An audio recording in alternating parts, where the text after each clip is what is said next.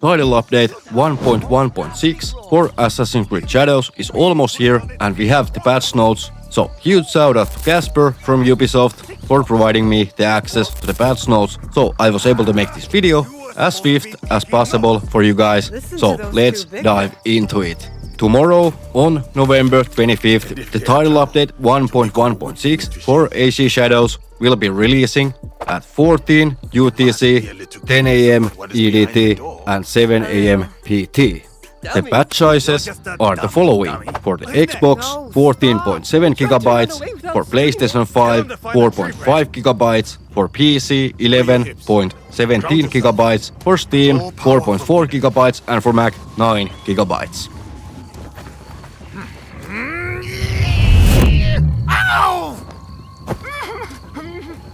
So, what are the patch highlights, you may ask? Well, the special collaboration Attack on Titan, and of course, the new story quest of Puzzlement.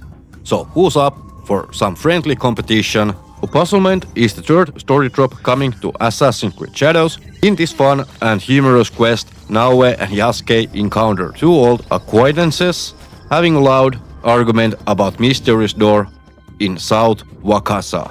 They task our protagonists with figuring out how to open it. And thankfully, we already know the exact location where the door will be. And also, these guys, you may remember, are from the early game, from here to be exact.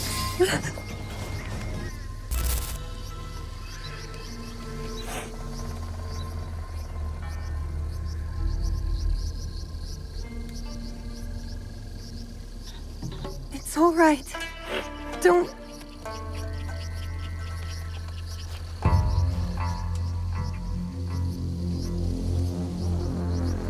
Whoever did this will pay.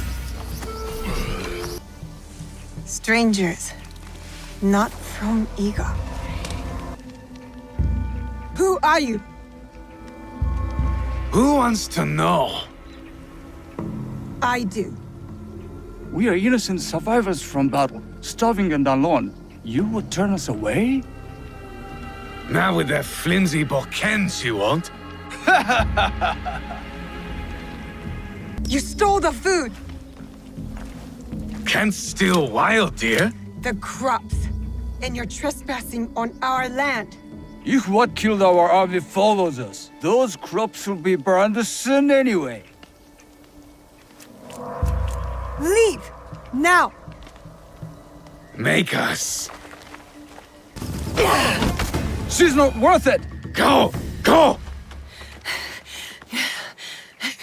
And stay out of Iga! So, these two guys are gonna be reintroduced. Also, during the Puzzlement, Naoe and Yasuke will learn new skills from each other. Naoe will learn how to perform her own version of Yasuke's war kick ability, and Yasuke, in the other hand, will learn how to stealthily dispatch enemies in non-lethal way. And I really do hope this won't be the last time they are learning from each other. And I'm really hoping that we can use the duel system in the dojo in our hideout. That would be bloody fantastic. Also, during the quest, we can duel and settle or debate who would win in straight up duel between our two protagonists. But don't fear, the duel is completely friendly and totally harmless, and I really wish we could use the block that Yasuke is using in this clip provided by Ubisoft in the real combat situations in the game. That would be so epic. As the name hints, the Puzzlement also introduces a brand new and intricate environmental puzzle for players to discover. In order to start this quest, you need to unlock Yasuke as a playable character, and upon doing so, defeat two of the Shinbakufu members. But that is not all. So, the special collaboration quest, Attack on Titan, let's move on to that one, shall we? And of course, a brand new micro-transaction pack. Not sure what it's called, not just yet, because, well, actually, I do. I totally forget. Casper also sent me a pack, so I can showcase it to you guys on stream. And I am absolutely cooking on the video on this one. After the live stream, hopefully on Wednesday, a full breakdown on the new pack, Attack on Titan character dual pack. Like we have seen before, these MTX packs are having outfits for both characters, including the headpiece and the chest piece. Also, weapons and trinkets for both. Also, we are getting a pretty nice looking horse as well. What is the mission? With a kidnapped Titan Shifter as their weapon, a mysterious power-hungry faction has infiltrated feudal Japan, setting their sight on total domination. But when an attempt to rescue the Shifter fails, the lone survivor, with a dark secret, recruits Naoe and Yasuke to help her to stop the group from unleashing the terror of Titan on Japan. Also, note that this is a time-limited quest that is available from November 25th until December 22nd. So after that, if I understand patch notes correctly, this will be gone. So definitely jump into the game because we have less than 1 month in order to finish this. And honestly, this quest is not that long because Casper was able to provide me some additional information regarding this one, about the length to be exact. So let me see the overview. The Attack on Titan's new quest will be a free mission, similar in format to the Dead by Daylight one, available in the early game, offering approximately 20 to 40 minutes of gameplay. With rewards, unlock conditions, unlock Yasuke as a playable character, and yes, you will be needing Yasuke in this one, because by the footage that was provided me by Ubisoft, it seems like this also will utilize the dual protagonist system. After you have unlocked Yasuke, you need to go to northeast of Yamashiro to find the quest giver. There will be some additional posts posted in the social media on 25th, so stay tuned. Of course, hit that like button, subscribe for more, because we are almost at 10,000 subscribers and that would be awesome if we are getting there before the end of the year. Thank you. The synopsis of the quest: Ada, a strangely barbed woman, is rescued by Naoe and Yasuke. She urges them to free her friend kidnapped by the cultists. With the mysterious serum, they are intending to transform one of them into a Titan that will eat her friend in order to get his power. There will be absolutely free reward for completing this quest. During the quest, players can find customization for their hideout, banners and statue, and upon quest completion, players will earn a crystal katana for Naoe. Unfortunately, I don't have the exact stats or perks for these items, not just yet, but I will keep you updated on these ones when we know more. So absolutely turn on the notifications so you won't ever miss anything. As you know, that is not all for the title update. Additional highlights, corrupted castles. Well, we already had those with the title update 1.1.4.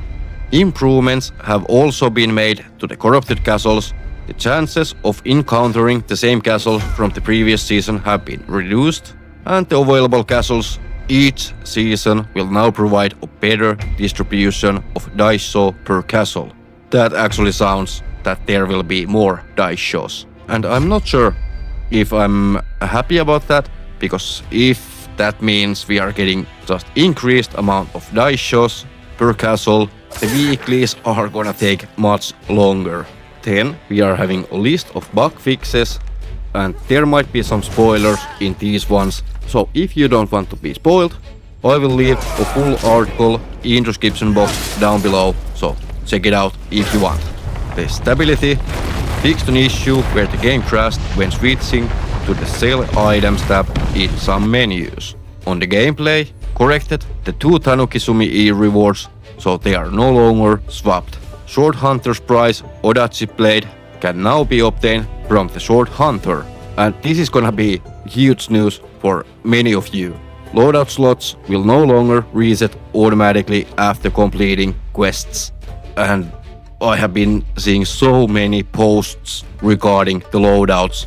So that is a huge W in my opinion. Sliding doors will no longer prevent players from summoning allies. You shall now pass. That is actually written in the patch notes, when previously it was